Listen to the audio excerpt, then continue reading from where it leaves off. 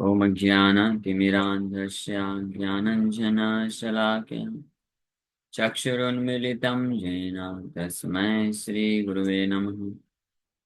नमो विष्णुपादाय कृष्णप्रेष्ठाय भूतले श्रीमते भक्तिवेदान्तस्वामिन्निति नामिने। नमस्ते सारस्वते देवे गौरवाणी प्रचारिणे निर्विशेष शून्यवादी पाश्चात्यदेशतारिणे नित्यानंद नमस्तुभ्यं प्रेमानंदप्रदायिने कलौ कल्मषनाशाय जानवापतये नमः। नमो महावदन्याय कृष्ण प्रेम प्रदायते कृष्णाय कृष्ण चैतन्य नामने गौरतुसे नमः। जय श्री कृष्ण चैतन्य प्रभु नित्यानंद श्री अद्वैत गदाधर श्रीवासादि गौर भक्त वृंदा।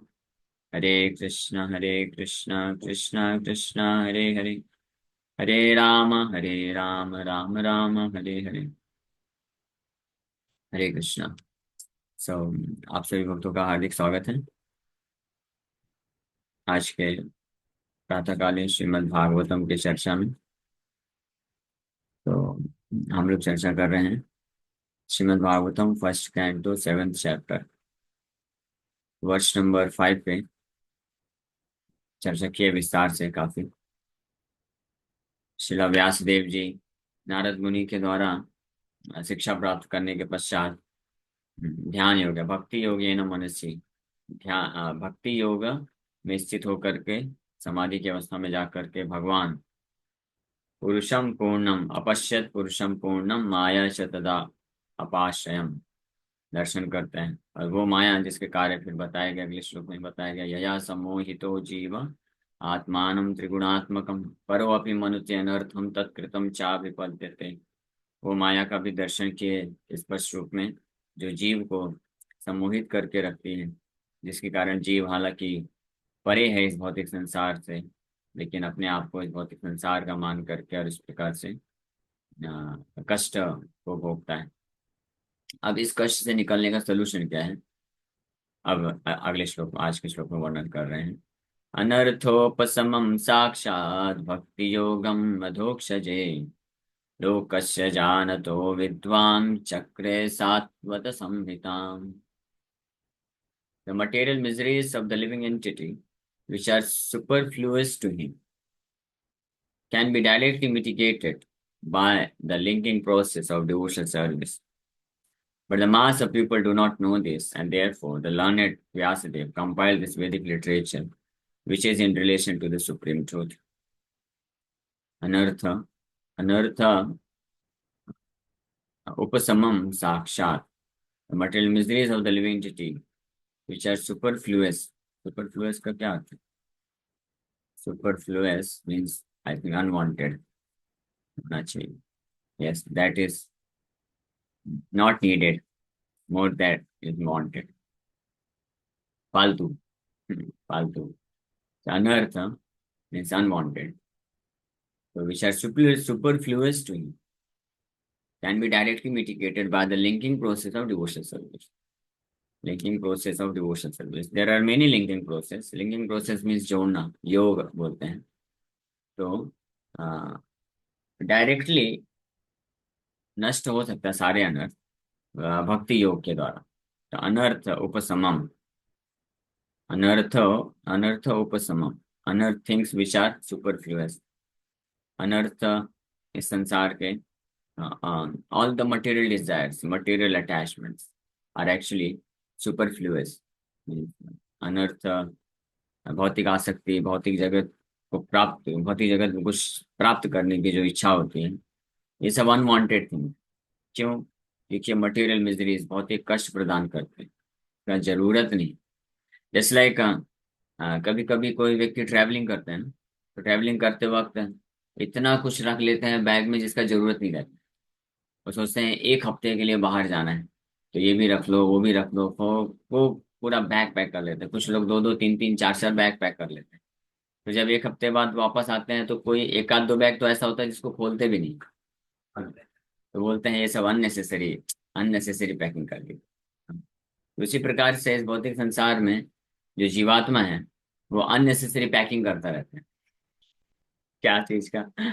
अनेकों प्रकार के सुख सुविधाएं एकत्रित करना, अनेकों प्रकार के अटैचमेंट्स, मटेरियल अटैचमेंट्स, भौतिक आसक्ति बना के रखना अननेसेसरी है, अनवांटेड। केवल और केवल क्या है? वो केवल कष्ट को बढ़ाता है और कुछ नहीं। जैसे कोई यात्री है, सफर कर रहा है, तो वो चार चार पांच पांच छह छह बैग लेके जाने का कोई मतलब नहीं। अननेसेसरी अपना कष्ट बढ़ाता है, उतना सा बोझा लेके जाना है। हाँ। इसलिए बोला गया है ना, कंपेयर किया गया है कि आध्यात्मिक मार्ग में कोई ब्रह्मचारी है और एक गृहस्थ है, उसमें क्या अंतर है दोनों आगे बढ़ना? और बस इतना ही अंतर है। जैसे माउंट एवरेस्ट है, उसमें पढ़ाई चढ़ाई करना है, तो एक बिना बोझा की चढ़ाई कर रहा है, और एक व्यक्ति है जो बहुत सारे बोझा लेके चढ़ाई कर रहा है। Unnecessary, not required. समझ गया ना? तो बोझा लेके चढ़ेंगे या बिना बोझा के चढ़ेंगे? देखा जाएगा अभी भी। अनर्थ, अननेसेसरी क्यों बोझा बढ़ाना, है ना? जितना जरूरत है ऑलरेडी। ये material body itself is a बोझ। भौतिक शरीर, अपना मन और शरीर, ये अपने आप में एक बहुत बड़ा बोझा है, जिसको लेकर के हैंडल करके किसी तरह से ऊपर बढ़ने का प्रयास कर रहे हैं, है ना, स्पिरिचुअल लाइफ में। अब उसमें एक और बोझा क्यों लेके आ जाना? एक और शरीर, एक और मन, फिर उसको संभालो, फिर उसके साथ बाई प्रोडक्ट्स बहुत सारे आ जाएंगे। और केवल यहीं पे खत्म नहीं होता है, फिर एक बार गृहस्थी मतलब फिर सारा पूरा बहुत सारी चीजें हो जाती हैं। तो एक के बाद दो, तीन, चार, पाँच, छः, सात, आठ, 10 बैगेज बढ़ जाते हैं। कितना डिफिकल्ट है, वेरी वेरी वेरी डिफिकल्ट। इसलिए गृहस्थ भक्त means if somebody is very very exalted, बहुत एडवांस है, एग्जॉल्टेड, तो वो सबको लेकर के बिल्कुल जोर लगा के हैया करके आगे बढ़ सकता है, otherwise very difficult. There are many गृहस्थ डिवोटीज, आप कई लोग को पूछ सकते हैं, बट देयर आर फ्यू गृहस्थ devotees who are actually able to advance in Krishna consciousness with all these baggages, unnecessary baggages, not required. The unearth, this is unearth, unwanted. Because unwanted इसलिए क्योंकि जीवात्मा के लिए कोई जरूरत नहीं, आवश्यकता नहीं। हाँ, जीव के लिए इंद्रिय sense gratification, forget about sense gratification, भौतिक इंद्र तृप्ति तो छोड़ दीजिए, ये सेंस एंजॉयमेंट के जो तरीके हैं, यहाँ तक कि भौतिक शरीर को मेंटेन करने के लिए जो बेसिक नीड्स है ना, क्या क्या बेसिक नीड्स हैं? हाँ, जर जोर मकान, रोटी कपड़ा मकान, रोटी कपड़ा मकान। अच्छा। ओके। खाना, खाना सोना, ये बेसिक नीड्स हैं। लेकिन इसका भी जरूरत नहीं है आत्मा को। ये भी एक अननेसेसरी क्या है, बैगेज है, ऑब्स्टेकल क्रिएट करता है। इसलिए जो एडवांसमेंट करते हैं, तो धीरे धीरे ये सारे अनर्थ से मुक्त होते चले जाते हैं। There is no requirement for eating sleeping also. योग मार्ग में, अष्टांग योग मार्ग में देखिए ऐसे ही होता है ना, शुरू में वो यम नियम आसन प्राणायाम प्रत्याहार करता है, और धीरे धीरे ऐसी अवस्था में जाता है कि अपनी ईटिंग ईटिंग एंड स्लीपिंग को रिड्यूस कर देता है योग मार्ग। और फिर और जैसे परफेक्शन स्टेज में पहुंचते पहुंचते नो मोर ईटिंग, नो मोर स्लीपिंग, पूरी तरह से फिक्स रहता है स्पिरिचुअल लाइफ। स्पिरिचुअल लाइफ भक्ति योग में भी उसी प्रकार से नॉट रिक्वायर्ड। शुरू में आता है, उसको खूब अच्छे से फीस्ट खिलाते हैं, खाओ खाओ खाओ दबा के, और सो जाओ। लेकिन धीरे धीरे advancement means one's to restrict eating, one's to restrict his sleeping. हम लोग गाते हैं ना, महाप्रसाद गोविंद से ही अन्नामृत पाओ, उसके बाद राधा कृष्ण गुण गाओ। एक वक्त बता रहे थे, से ही अन्नामृत पाओ, से अन्नामृत मतलब भगवान का अन्नामृत पाओ और जाके सो जाओ। से अन्नामृत पाओ जाके सो जाओ नहीं, से ही अन्नामृत पाओ, राधा कृष्ण गुण गाओ। उतना ही खाना चाहिए जितना शरीर को चलाने के लिए आवश्यक है, और ताकि राधा कृष्ण का भजन कर सके, है ना। ये परफेक्ट एग्जाम्पल इसके हुए हैं सड़ गोस्वामी। सड़ गोस्वामी वो जो है practically no eating, no sleeping, and of course there was no question of mating and defending. So no eating, no sleeping, and only engaging 24 hours in Krishna consciousness without any anartha. But at least हम लोग ये नहीं बोलते हैं कि जो basic need है उसको फुलफिल मत करिए, करिए, अच्छे से खाइए, अच्छे से सोइए। हाँ, और बट जो इसके अलावा जो ऐसी चीजें हैं जिसका जरूरत नहीं है, उसको त्याग देना चाहिए। ये devotee who is actually desiring to advance in Krishna consciousness, ऐसा भक्त है जो वास्तविक रूप में कृष्ण भक्ति में एडवांसमेंट करना चाहता है, कृष्ण को प्राप्त करने की इच्छा रखता है, then he must become serious. किसमें सीरियस बनना चाहिए? जो जरूरत नहीं है उसको रिजेक्ट कर देना चाहिए। हाँ, जो जरूरत नहीं उसको रिजेक्ट कर देना चाहिए। जैसे क्या, सबसे पहले क्या रिजेक्ट करना पता है? हाँ, सबसे पहले, हाँ मेरे पास नहीं। सबसे पहले ये जो इडियट बॉक्स है, इडियट बॉक्स का छोटा वर्जन, ये रिजेक्ट कर देना चाहिए। इसका जरूरत नहीं नहीं। आप बोलेंगे फिर जूम क्लासेस कैसे करें? आपको रिकॉर्डिंग दे देंगे, ऑडियो सुनते रहना। सुननी चाहिए। नहीं नहीं, इस छोटे वाले मोबाइल में सुन लेंगे। रिकॉर्डिंग दे। एनीवे, ऐसा नहीं है, ठीक है आप रख सकते हैं। बट उसमें से फिर ये सब सोशल मीडिया वगैरह इसका जरूरत नहीं है। इंस्टाग्राम हो गया, क्या जरूरत? ये भी अनर्थ है। इंस्टाग्राम, फेसबुक, ये सब अकाउंट, इसमें कुछ लाभ नहीं मिलता है। 99% जो है अननेसेसरी टाइम वेस्ट करता है और डिस्ट्रैक्ट करता है। तो ये अनर्थ है। ये सब हृदय हृदय के जो अनर्थ हैं, ये अनवांटेड है। तो एक डिवोटी जो होता है, भक्त जो होता है, वो समझता है कि कोई भी ऐसे प्रेरणाएं, ऐसी इंस्पिरेशन, ऐसी प्रेरणा या ऐसी टेंडेंसी, प्रवृत्ति जो मुझे भगवान कृष्ण से दूर लेके जाती है, जो इस भौतिक संसार में फंसाने वाली है, सो उसको वो अनर्थ समझता है। अनर्थ मतलब, अर्थ मतलब लाभ, और अनर्थ मतलब कोई लाभ नहीं, अनवांटेड जिसको बोला जाता है, अनडिजायरेबल जिसको यहाँ पे सुपरफ्लुअस बोला गया है।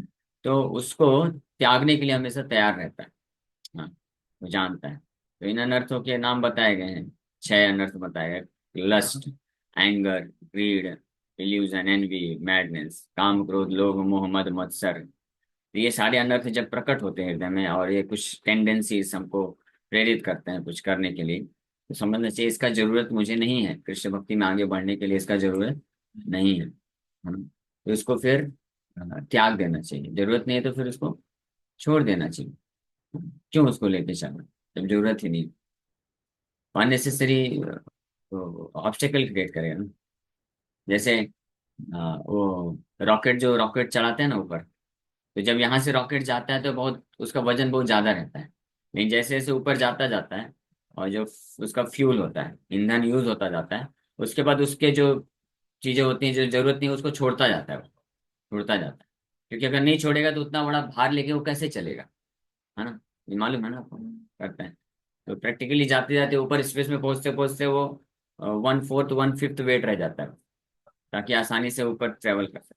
उसी प्रकार से हमको तो और ऊपर जाना है, आध्यात्मिक जगत में जाना है, तो अल्टीमेटली तो हमको हमको क्या है, धीरे धीरे सब कुछ छोड़ना पड़ेगा। पता है, इस हद तक छोड़ना पड़ेगा कि ये भौतिक शरीर, मन, बुद्धि, अहंकार, तब जो है, ऐसे एक भक्त बता रहे थे, सीनियर भक्त प्रवचन करके बता रहे थे कि आध्यात्मिक जगत में, भौतिक जगत से आध्यात्मिक जगत में जाने के लिए जो गेट है, उसका साइज केवल आत्मा के साइज के बराबर है। आत्मा है, आत्मा के साइज के बराबर है। आत्मा के ऊपर जो अहंकार का पर्दा है, फिर मन, बुद्धि और ये शरीर, ये सबको छोड़ना पड़ेगा, तब निकल पाएंगे, नहीं तो फंस जाएंगे। ठीक है, धीरे धीरे सबको छोड़ना पड़ता है।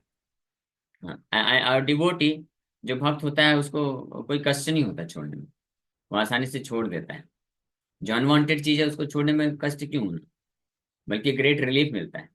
डेली सुबह सुबह जाते हैं ना, हाँ, फ्रेश होने, तो तो जब फ्रेश होके आते हैं तो कैसा लगता है? रिलीफ मिलता है। अच्छा लगता है। वही तो, जो अनर्थ होते हैं जब हृदय से कोई निकाल देता है ना, ये अनर्थ कैसे हैं, उसी की तरह है, मल की तरह बताया गया है ना। मल त्याग करने के बाद जैसे रिलीफ मिलता है, उसी प्रकार से एक एक छोटे छोटे से लेकर के बड़े से बड़े अनर्थ तक, जैसे जैसे आप निकालते जाते हैं ना, तो ग्रेट रिलीफ मिलता जाता है।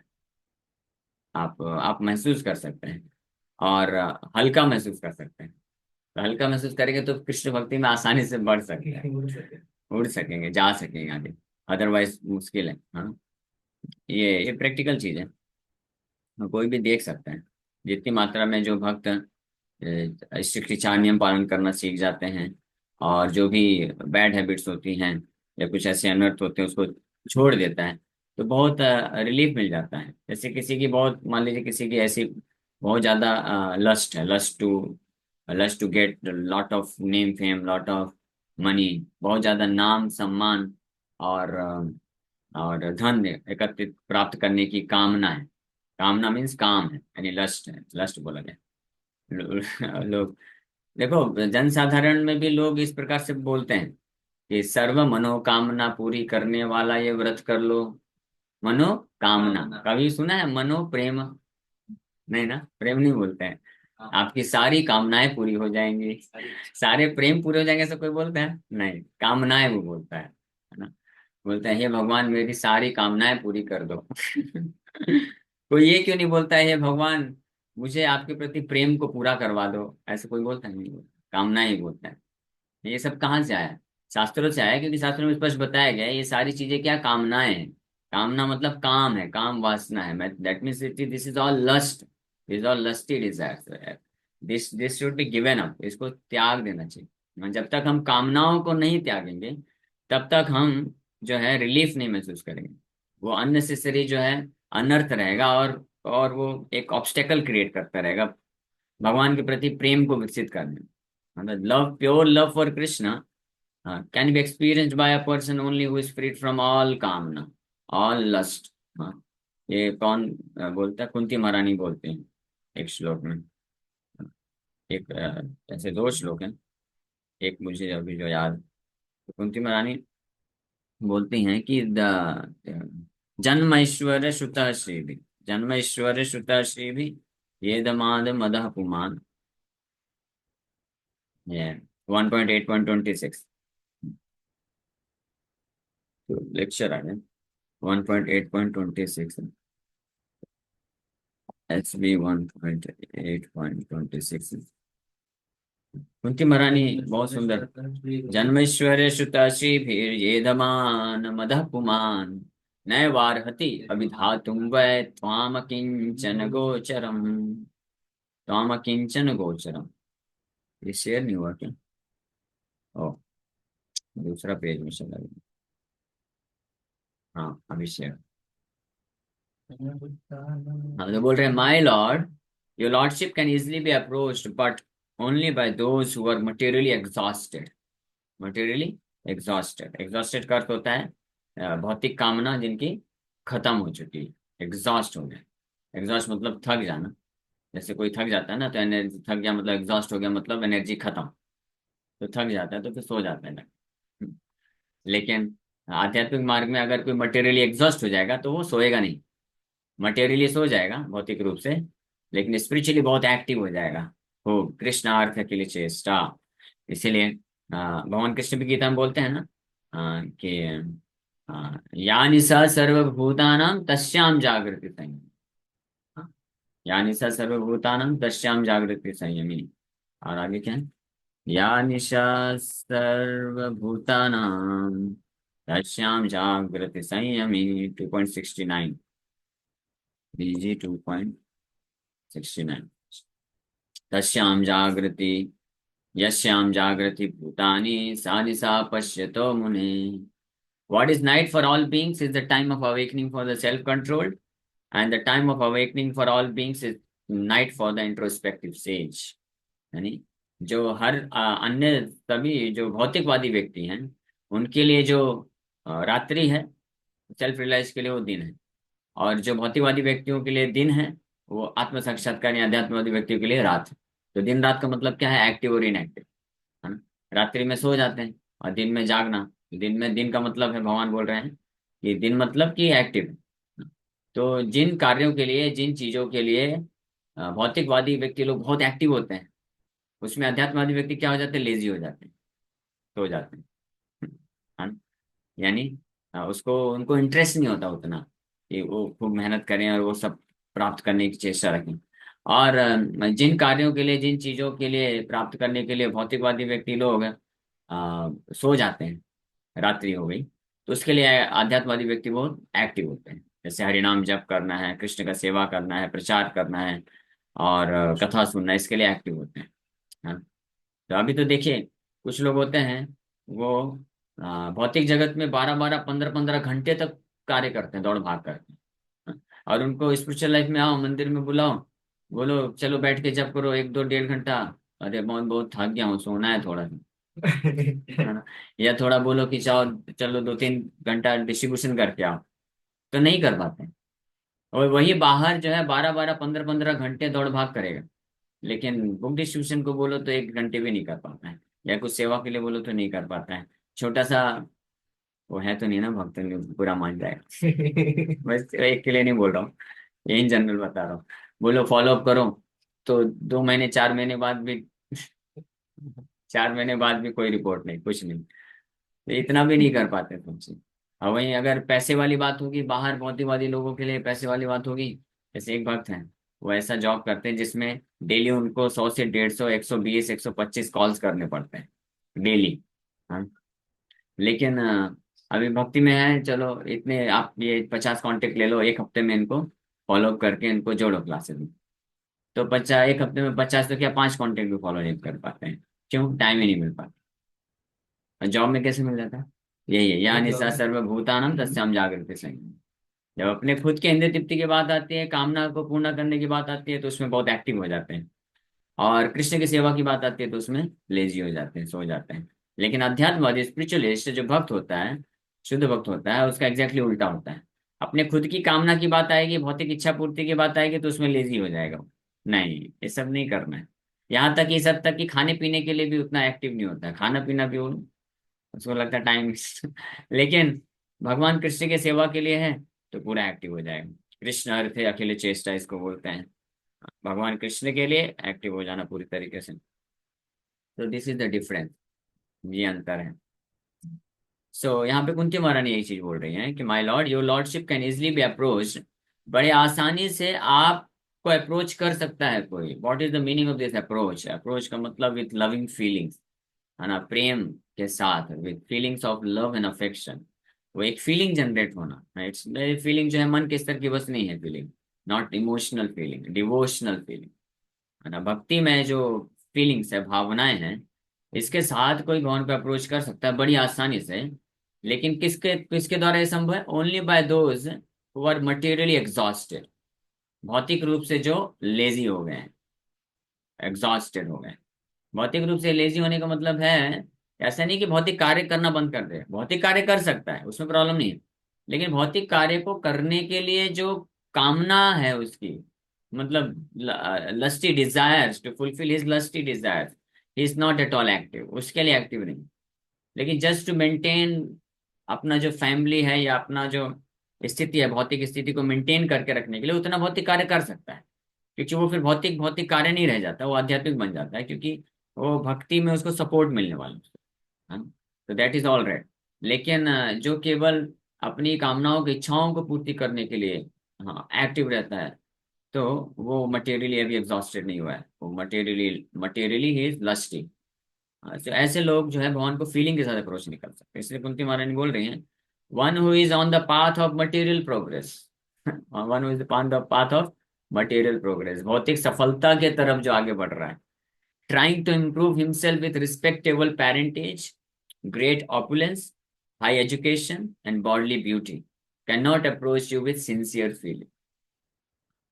कुंती महारानी स्पष्ट बोल रही हैं कि जो इस मार्ग में है, कौन से मार्ग में? प्रवृत्ति मार्ग में, material sense enjoyment, on the path of sense enjoyment, sense gratification, भौतिक जगत में सफलता को प्राप्त करने के लिए बहुत आतुर है, जो इज वेरी वेरी एक्टिव।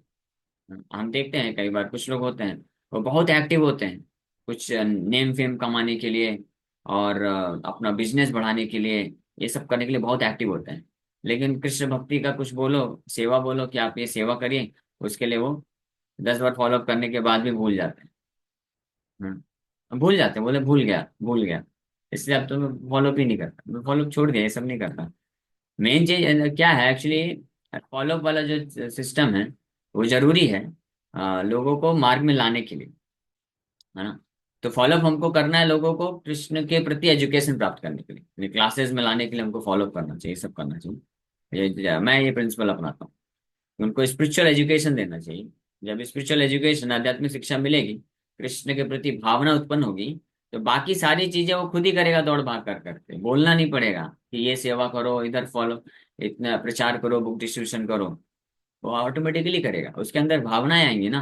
जब भावना आएंगे तो उसको बोलना नहीं पड़ेगा कि आपको करना है। सुबह खुद खुद ही उठेगा वो, 4 बजे 4:30 बजे उठ के खुद ही मंगला आरती में जाएगा, नाम जप करेगा, सब कुछ करेगा, 4 नियम पालन करेगा, सब कुछ करेगा। क्योंकि हम हर किसी के साथ तो हर क्षण नहीं रह सकते ना। Ultimately it's the responsibility of each and every individual devotee. एक एक इंडिविजुअल जो भक्त है उसकी रिस्पॉन्सिबिलिटी है कि मैं, आई शुड बी सो, उसको क्या बोलते हैं, एक शब्द यूज होता है, इंटीग्रिटी बोला जाता है, इंटीग्रिटी या ऑनेस्टी। हाँ, ऑनेस्टी होना चाहिए, ईमानदारी होनी चाहिए। तो क्या ईमानदारी किसके, इंटीग्रिटी किसके पास, किसके हृदय में होगी? जिसने कुछ अफेक्शन डेवलप किया ना, गुरु गुरु के लिए, प्रभुपाद जी के लिए और कृष्ण के लिए कुछ अफेक्शन, लव भाव कुछ होगा, तो इंटीग्रिटी होगी कि नहीं, ये मैं कैसे कर सकता हूँ, this is not at all good. जैसे एक एक व्यक्ति मेरे को प्रपोजल दिए कि आप मैं आपको बहुत बड़ा सेलिब्रिटी बना दूंगा, मिलियंस ऑफ फॉलोअर्स होंगे, हाँ, उसमें ऐसा ऐसा इतना इतना आएगा, बहुत सारा प्रॉफिट भी आएगा, इतना आपका, इतना मेरा, इतना इनका, कुछ बाकी। तो मैं बोला नहीं नहीं, this is not at all good. मैं जो भी हूँ, मेरे ड्रेस से लेकर के तिलक कंठी माला से लेकर के मैं जो बोलता हूँ, everything belongs to Prabhupada and ISKCON. तो इसका जो भी आउटकम मिलेगा, that should 100% it should go to Prabhupada and ISKCON, that is called integrity. हाँ, सिमिलरली हम जो गुरु का आदेश है, 4 नियम पालन करना है, 16 माला का जप करना है, सुबह जल्दी उठना है। सो ये ऑनेस्ट इंटीग्रिटी है कि we have to maintain this integrity, कि नहीं मैं कैसे नियम तोड़ सकता हूँ, is not at all good, ये अच्छी बात नहीं है, ये तो बेईमानी हो जाएगी। तो ये भाव ये कब आएगा? और इस प्रकार की भावना जब उत्पन्न होगी तो फिर माया में फंसने का चांस ही नहीं है। तो कभी माया में नहीं गिर सकता। कि माया में गिरने का जैसे ही अवसर आएगा तो समझ जाएगा, no this is not at all good, this is cheating, I am cheating my guru Maharaj. मैंने वचन दिया, चीटिंग है, कृष्ण के प्रति चीटिंग है, मैं नहीं कर सकता। इमीडिएटली समझ जाएगा। तो इसलिए यहाँ पे बोल रहे हैं कि वो सिंसियर फीलिंग के साथ अप्रोच नहीं कर सकता वो व्यक्ति, one who is on the path of material progress and is trying to improve himself with respectable parentage, जन्म, जन्म, बर्थ, जन्म ऐश्वर्य, ऐश्वर्य मतलब ऑपुलेंस, और जन्म ऐश्वर्य शुता, high education and bodily beauty, सुंदरता। ये इसको इम्प्रूव करने के चक्कर में जो रहता है, या जिसके हृदय में इच्छा रहती है कि मेरे पास भी ऐसा होना चाहिए, तो वो दोनों चीज सेम ही है। या तो जिसके पास है ये और वो इम्प्रूव करने का और प्रयास कर रहा है, या जिसके पास नहीं है, वन वन में भी मटेरियली इम्पोवरिश्ड कंडीशन ऑफ लाइफ में हो सकता है, लेकिन उसके हृदय में इच्छा है। जैसे कोई भिखारी हो सकता है, सड़क में भिखारी है, लेकिन उसके हृदय में इच्छा है कि मेरे पास भी बहुत ऐश्वर्य होना चाहिए, मैं भी बहुत सुंदर दिखना चाहिए, तो वो भी इसी कैटेगरी में आ जाता है। वो भी सिंसियर फीलिंग इस भगवान को प्राप्त नहीं कर सकेगा। और वहीं दूसरी ओर कोई हो सकता है भक्त होगा, जिसके पास बहुत अच्छा जन्म ऐश्वर्य श्रुताशी हो सकता है, बहुत सुंदर दिखने में होगा, बहुत ऐश्वर्य है उसके पास, और बहुत एजुकेशन है, बहुत अच्छा जन्म है, लेकिन वो उसके पीछे हैंकर नहीं कर रहा है, उससे डिटैच है, मतलब उसको चाहिए नहीं। तो वो भी भगवान को सिंसियर फीलिंग के साथ अप्रोच कर पाएगा। लेकिन एक भिखारी है, वो सोचता है कि मेरे पास भी होना चाहिए ऐसा ऐश्वर्य, तो वो फंस जाएगा, वो कृष्ण को अप्रोच नहीं कर पाएगा। इसीलिए आगे के श्लोक में फिर कुंती महारानी इसी चीज को आगे वर्णन करती हैं कि त्वाम अकिंचन गोचरा, है ना, नमो अकिंचन वित्ताय निवृत्त गुणवृत्तये, आत्मा रामाय शांताय कैवल्य पतये नमः। नमो अकिंचन वित्ताय। अकिंचन वित्ताय means you are the property of materially impoverished। तो what is the meaning of this materially impoverished? इसका मतलब ये नहीं है कि भिखारी रहना है, कुछ नहीं रहना चाहिए, फटे कपड़े पहन के रहना चाहिए। नहीं, अकिंचन का मतलब होता है कि जिसको प्राप्त करने की हृदय में इच्छा नहीं है। एक भिखारी भी हो सकता है जो जो इस अकिंचन ना हो, है ना। और वहीं पे कोई राजा हो सकता है, वो भी अकिंचन हो सकता है। अकिंचन वित्ताया। इसी तरह से एक और श्लोक में मन्ये त्वाम कालमीश, एक जगह और अकिंचन के बारे में बोलती है बुद्धिमान। एनीवे, तो नमो अकिंचन वित्ताय त्वाम अकिंचन गोचरा करके एक आता है, त्वाम अकिंचन गोचरा, त्वाम अकिंचन गोचरा। कौन सा श्लोक है वो, त्वाम अकिंचन गोचरा? हाँ, अरे त्वाम अकिंचन गोचरा नहीं मिल रहा, ओके। तो अकिंचन वित्ताय, यहाँ पे कुंती महारानी बोल रहे हैं, अकिंचन वित्ताय, you are property of a person who is materially impoverished, यानी भौतिक रूप से जो जिसके भावना में ये है ही नहीं कि मुझे इस भौतिक संसार का कुछ प्राप्त करना है, लेकिन हो सकता है उसके पास सब कुछ होगा। लाइक अम्बरीश महाराज। अम्बरीश महाराज पूरे पृथ्वी के चक्रवर्ती सम्राट थे, और उन्होंने कुछ छोड़ा भी नहीं। वो पूर्ण रूप से राजा थे और राज्य कार्य सब संभालते थे, लेकिन उनके हृदय में ये भावना नहीं थी कि कुछ भी मेरा है। Nothing belongs to me, that is called अकिंचन। लेकिन अगर कोई भिखारी है, लेकिन उसको लगता है उसके जेब में 2 रुपए भी होगा तो बोलता है ये मेरा है, तो भी अकिंचन नहीं है, वो भी भगवान को सिंसियर फीलिंग के साथ अप्रोच नहीं कर सकता है। हाँ, इसलिए इंग्लिश में एक कहावत है ना, हाँ, even a beggar is proud of his single penny. हाँ, एक एक सिक्के के भी होता है तो एक भिखारी को भी अहंकार हो जाता है।